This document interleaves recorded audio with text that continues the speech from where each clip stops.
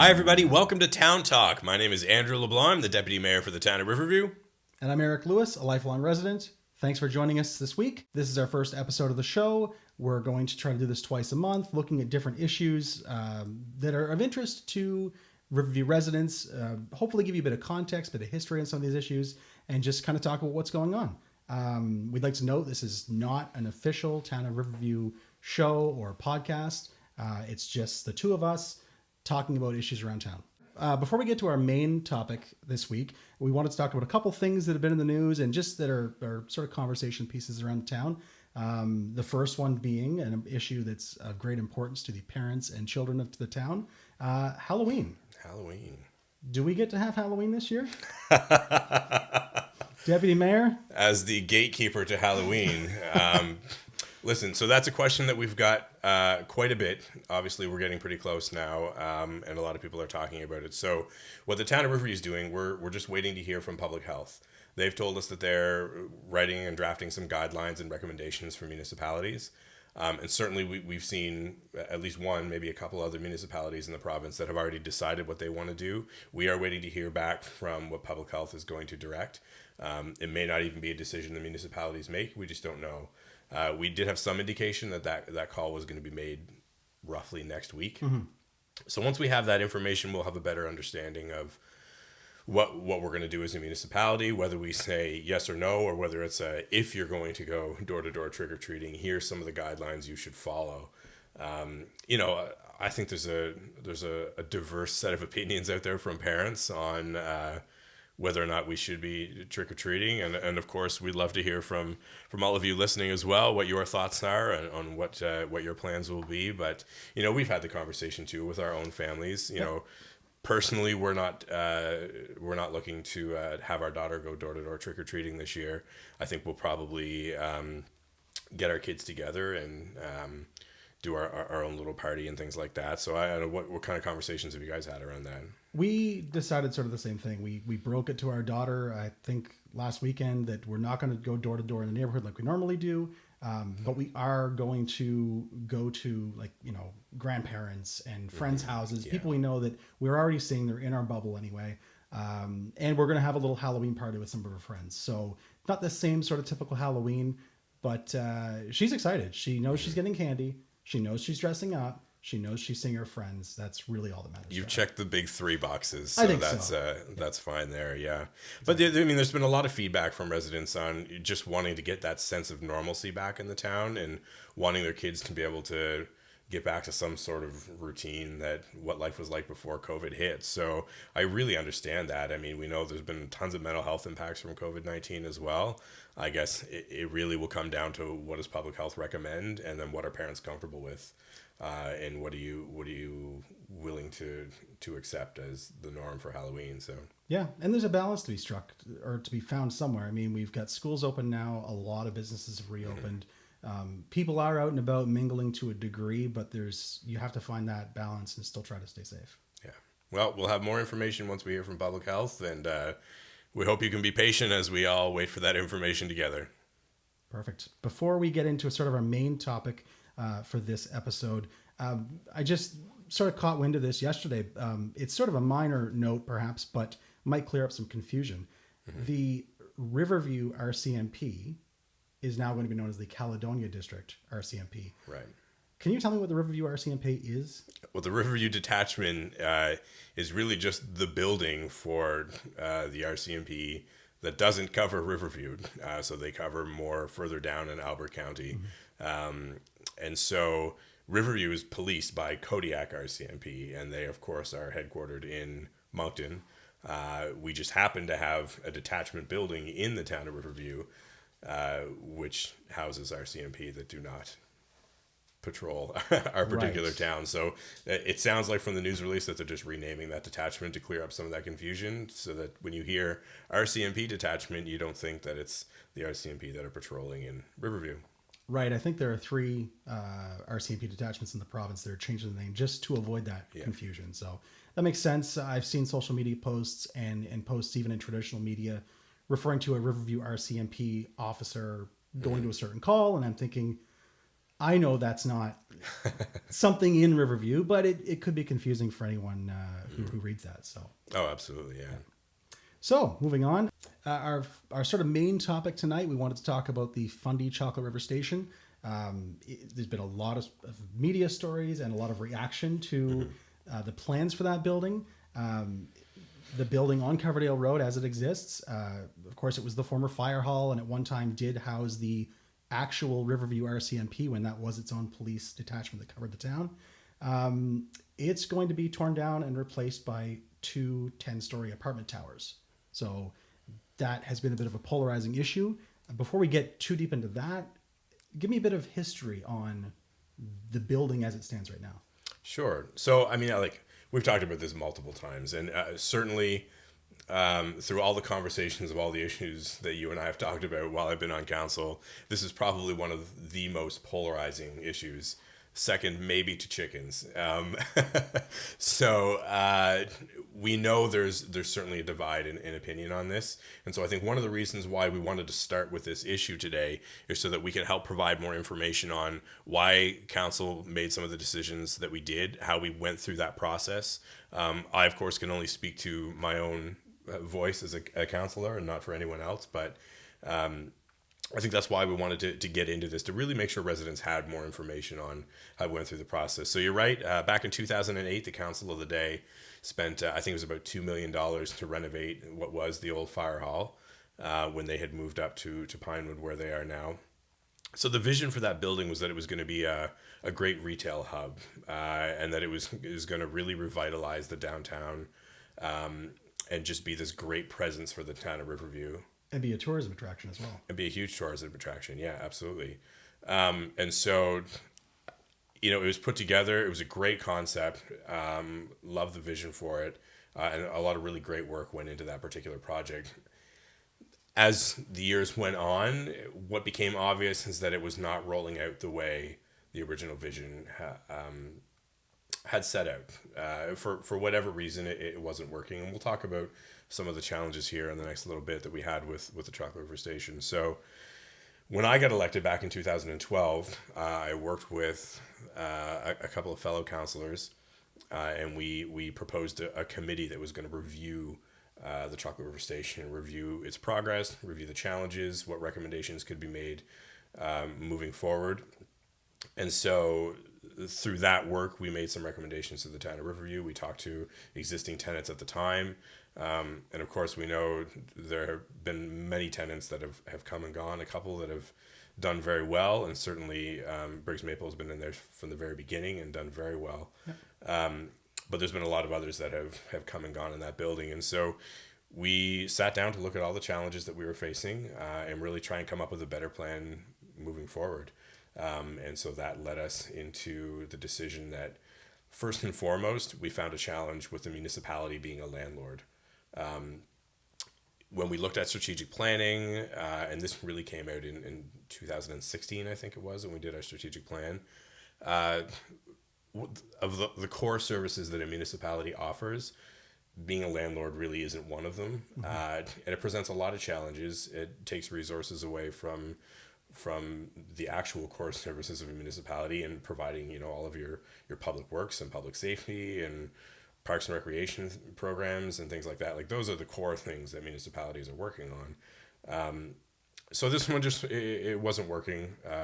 That building has ended up losing a lot of money. How much money has it lost over its sort of lifespan? Do you know? I think to date, for sure, it's over $400,000 since it started. I think we're probably around 450,000 now. I would have to look at the most recent budget statements, but we're over 400,000. So it's just lost over time because sort of a revolving door of many tenants, and it just didn't really take off like it was intended. Right. You're right. The revolving door with tenants is certainly a big factor. It just hasn't brought in the money. It's a really expensive building to operate. And because that vision didn't work out, it's actually been draining taxpayer dollars. So that's obviously weighing pretty heavy on the minds of council. I think everybody would agree with me on that one, that that was a pretty big concern for us. We're obviously in charge of managing taxpayer dollars, and when we have something that is really bleeding taxpayer dollars, that's a big problem for us, especially when those resources could be put elsewhere. Yeah, so I think that was a big part of the problem, and that sort of gradually led us into the scenario that we're in right now. So, what happened is in February, I believe it was February of 2019, we had an unsolicited proposition or proposal. Was it for sale? Was there a sign on the property saying this is for sale now? No, we didn't. We didn't actually put the building up for sale, but we had certainly given direction that if the right offer came, we would certainly consider it, and we were open to looking at that change. So the proposal came in asking if council would be willing to consider something like this, and we were obviously pretty intrigued, and so we said, What was your first reaction when you heard 10-story apartment building where that existing building is? similar to many others, I was like, oh, that's big. That's going to be a large building. Yeah. But it was exciting. It was really exciting because we know that building has been such a challenge for the town, and it's something that hasn't worked the way we wanted it to. It's been losing money. We just have so many challenges with that particular property. The original vision didn't work out, and so when you get something that is grandiose and a massive change, but something that could revitalize a vision for that property or revitalize a new vision for the downtown core, we were pretty excited, I think. At least I was really excited about what that could mean for Riverview moving forward. Okay. So this proposal comes in. You guys are obviously intrigued. What happens next? Well, so the way the process works, and I think there was a lot of confusion in the communication that went out about how this whole thing went down. So we had certainly said, yes, we're willing to look at this and willing to see this through the process. So they're not looking for a rezoning, and they actually own the vacant lot beside the Chocolate River Station right now. So The company that wants to build. Okay. yeah, so theoretically, they could actually build on that property and build one tower, and they don't need council's permission to do it. They can just go and do it because it's already zoned the proper way. And they do have that flexibility to be able to go and do that. So what happens though is that obviously the zoning only allows for 4 stories. So they need a variance to go and do that. So in Riverview, we have the Planning Advisory Committee, and they are in charge of approving any variances that happen in the town of Riverview. They're independent from council. We have no authority to go and overrule them and veto any decision that they make. So they are in charge of approving variances. So the way the process works is that they submitted their proposal. They submitted that application to urban planning. The Planning Advisory Committee would approve that, and there was a public meeting that was announced, and residents were welcome to participate in that. And there was actually residents at that meeting, both for and against the project, so we get to hear both sides. And then PAC decides whether or not those variances will be approved, which they did, and they did ultimately approve those. So what was left was for the town to decide whether or not we were going to sell the Chocolate River Station. And so when that came to us, the developer is responsible for doing all the environmental studies. They're responsible for doing all of that research to look into whether or not it's a viable option. Obviously, they've put a tremendous amount of money into this project, so they're not going to build something if they're not 100% confident that it's going to be viable. Right. So through that process, we heard the proposal. We waited to hear what PAC was going to do. All of that went through, and so we did make the decision to sell the building. Now that contract closes the sale closes in March of next year. Okay. So that sale is actually not closed yet, but it'll happen next year. Okay. The reaction was, it's hard to get a really good grasp of it, but the reaction, at least on social media, there was a lot of negativity. Yeah. That was eventually balanced out by some people suggesting that perhaps this is a good thing. So let's look at some of the negative feedback, I Sure. guess, the gut reactions we saw right away. The aesthetics, going from what I think is roughly a 3-story building to something that's triple that. It's going to be taller than anything else on the riverfront, certainly in Riverview. So what are your thoughts on that? Well, there's no question it's going to be a lot different. It's going to be much taller than anything we're used to. I guess for me, I felt that trade-off was was okay, given the benefits that we're going to receive from this particular development. So as you know, like the first floor is all retail. And then on top of that, you'll see the apartments. They're going to protect the trail. They're actually going to enhance a little bit of that trail that goes along the riverfront. So we're not losing any of that recreation access, none of that. So the town's still going to own the shipping container where Holy Whale is. So that trail and that particular outdoor recreation piece is going to be protected. They obviously want that too. That was part of the draw, I believe, for them wanting to build there. So while it definitely is going to be a big change, and I understand that, and to a degree, I think this is a bit of a subjective thing because some people are really excited about it and some people don't want that on the riverfront. I think a lot of, at least in conversations with people, I think a lot of that fear comes from what's going to happen to the feel of Riverview. Certainly. What's going to happen to our small town? Nobody wants to be a city. I don't want to be a city. I don't think most of our residents want us to be a city. But I think for me, I guess it's important to remember that I think we get that small town feel because of the connection we have with people, because of the Canada Day Festival, because of the block parties, because of the tight-knit community we have in our programming and recreation activities, because we've set our town up to focus on this sort of sustainable recreation. It's all about togetherness. And so to me, this building isn't going to, it's going to look a lot different, but it doesn't need to impact the small town feel that we have because that's about the people. And I think we can protect that. That's not something that needs to be impacted by this development. This is one development, you're right. But this is a big development. Does that mean suddenly more developers popping up along the riverfront? No, there's no more space along the riverfront. There's no actual developable land, if that's the word.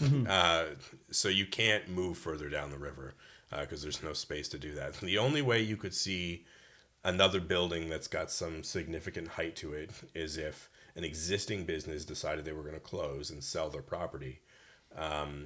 If that was the case, then they would go through the same process this developer went through, apply to the Planning Advisory Council for a variance if they wanted to go above 4 stories, and then go through that whole process of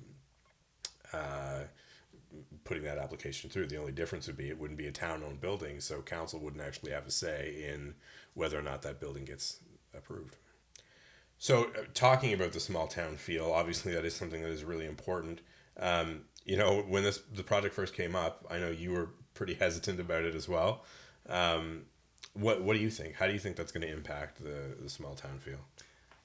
Yeah, when I first heard about it, I was kind of floored. You know, I have lived here my whole life. I've seen that riverfront develop into what it is. Seen the Chocolate River Station become what it ultimately became. It was a bit jarring, but I also knew just from being around that it wasn't the successful sort of venue that everyone had hoped. There've been a couple of market attempts there that hadn't worked out, and some other things. So 10 stories is jarring. I'm a little disappointed that that the venue didn't work out the way we'd hoped. I'm disappointed that there's been money lost. But ultimately, I think, financially, if for no other reason, financially, it seems to make sense.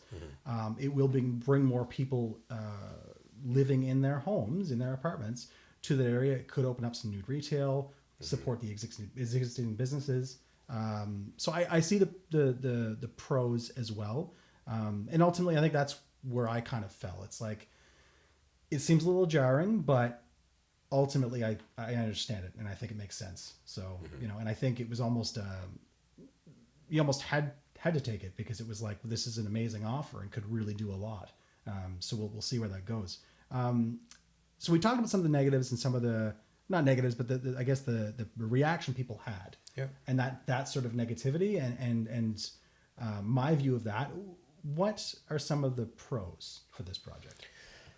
Well, I mean, I think not having a building that's losing a lot of money is going to be a pro for sure. Obviously, there's going to be a significant amount of tax revenue that comes in, and fair point to those to the critique, I guess, of it can't always be about the money. 100%, especially in a town like this where we have such a focus on people and togetherness and that collaborative feel. It can't always be about the money. But it is a positive thing in this case. We are going to get about $500,000 in tax revenue, and maybe for another episode we can dive into that tax incentive program that we have that obviously this developer is tapping into. And so over 10 years there's a tax incentive that they get, and so but ultimately that tax revenue will be about $500,000 for the town, whereas we're losing money on it. We have to pay tax revenue on that building right now because it's a town-owned building, and we're still not making any profit off of it. It's bleeding taxpayer dollars. So that's a really big positive. I think the fact that it's going to protect the trail, it's going to be an opportunity to go walking along the trail, stop into some stores that are now, we're going to see some retail along the trail. I think it's a great opportunity to revitalize downtown, and maybe not revitalize because obviously the businesses that are there are doing great, and they're wonderful businesses in Riverview. Maybe this will just redefine what the downtown core looks like, and how we access downtown, how we think about getting from business to business. There'll obviously be a lot more foot traffic, and people will be able to easily access those things along the Riverfront Trail. The other big piece, though, is I think it's going to, from an economic development standpoint, it's going to make developers look at us differently, and there's going to be a lot more opportunity, a lot more eyes on Riverview as a viable option for growth. We hear all the time, like, people want a shoe store or another clothing store or a hotel or all these things. Between this project and I think the Riverview Recreation Complex, which we'll talk about in another episode as well, these are big things that are going to draw more eyes on Riverview. And if we're careful about what comes in, if we're careful about the feel and the atmosphere we protect, I think we're going to maintain that small town feel still. We're going to have all these positives that are coming in to redefine the downtown area. And it's going to really improve the quality of life for Riverview residents. And I think too, just to add, there's one concern that we didn't talk about, I think that people offer, and maybe we're going to get to this, but the critique of, did we do enough to protect that building? Did we do enough to get people in there? Because you mentioned before, there's been a lot of tenants in and out. So what has the municipality done? So just to speak to that a little bit, because I think that is a question that happens. We did, the town did hire outside management to come into that building, professionals to come in and start recruiting, and so there was a lot of work that went into marketing and promoting that building, to manage that building and not have our staff being the immediate managers of it, to try and get skilled people to come in and do that. And so there were still challenges with it, and it still didn't pan out the way we wanted it to. And so there were great efforts, and obviously our Department of Economic Development could elaborate more on all the things that they did. But there was a lot of work that went into trying to make it a successful building, and I'm really confident that if you go back to, and for residents, if you want to do this as well, if you go back to September 2019 on the town's website, you can actually see, under council meetings, you can see a report from our CAO that really summarizes the history and how this project came to be. So I would encourage you to check that out if you're interested in more information on this. One of the biggest critiques ultimately is people saying it just doesn't fit. Aesthetically, it just doesn't look right. And I know we discussed that, but how do you sort of respond to that? This doesn't fit our town, doesn't fit the riverfront. You've been here for a long time. How do you feel about that? It's a tough question. Obviously, it is a major change, and I can't deny that. I can't deny that it's completely different than anything else in this town, and it is going to change the feel of the downtown core. It is going to change the feel of the waterfront. I think the town is growing. The town is moving into new times. We have new economic challenges. We're just growing as a municipality in terms of population, slowly, but it is happening. And so I think things are just different, and things are going to keep changing and keep evolving, but we need projects like this to make sure we do it in a smart way. I think while it is a big change and it's really different than anything that exists right now, if we don't embrace some change on some level, we're going to stay at a level that just isn't sustainable. We're not going to be able to maintain our tax rate where it is. Right now, we have the lowest tax rate in the tri-community. That's not going to be able to stay where it is. We actually just had a meeting the other day about our capital budget. It's a really challenging capital budget. We're over $100 million in capital projects that need to happen over the next 10 years. We have to be able to pay for those things somehow. And so as the town continues to grow, the demands on the municipality in terms of snow clearing, garbage collection, and programs and services that are available, they continue to increase. I think that's a good thing. I think we want to keep growing. We want to be able to offer new things. We just have to make sure we manage that growth in a really responsible way. And I think while this is a drastic change, it is a good change. People have said, put the building anywhere else. Almost any other street or region of the town. Like, why there? And I know that's not your project, but that's what the developer sought. Good point. And I think the town doesn't decide you will build here, and that's how this works. They own that property beside it already. They wanted to build there. They made a proposal, and it was approved. They actually have another project that I believe has been approved in another area too. But I think that project was chosen for that location because of the view it was going to give with the river, because of that the feel they wanted for that particular project.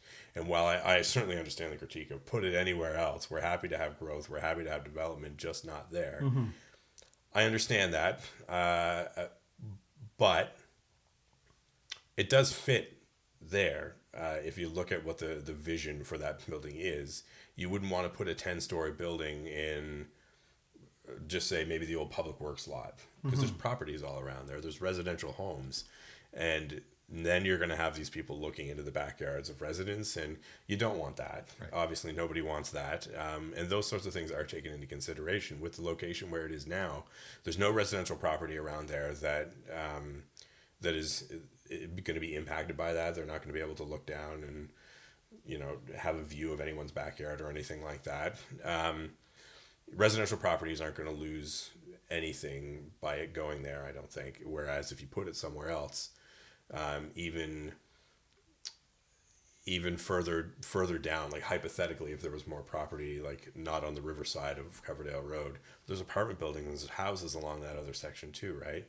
That could have a view obstructed by a 10-story building. So in my mind, it makes sense to go in that location. And I know it's a big change. I just think it's a good change. Okay, great. Well, that was our first episode.